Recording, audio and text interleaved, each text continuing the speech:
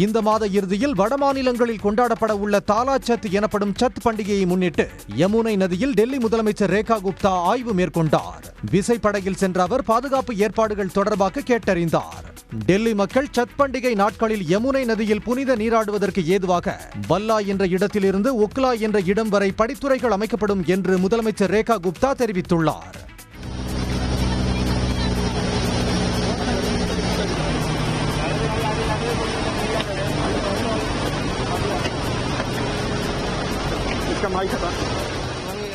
சூரிய பகவானுக்கு நன்றி செலுத்தும் சத் திருவிழா இந்த மாதம் 25ஆம் தேதி முதல் 28ஆம் தேதி வரை 4 நாட்கள் நடைபெற உள்ளது. வட இந்தியாவில் குறிப்பாக பீகார், ஜார்க்கண்ட், உத்தரப்பிரதேசம், டெல்லி ஆகிய மாநிலங்களில் வெகு உற்சாகமாக கொண்டாடப்படுகிறது. இதற்கிடையே பீகார் சட்டப்பேரவை தேர்தலுக்கான தேதி அட்டவணை விரைவில் அறிவிக்கப்பட உள்ளது. ஆனால் சத் பண்டிகைக்கு பின்னர் தேர்தலை நடத்துமாறு பீகார் மாநிலத்தைச் சேர்ந்த அரசியல் கட்சிகள் கோரிக்கை விடுத்துள்ளன.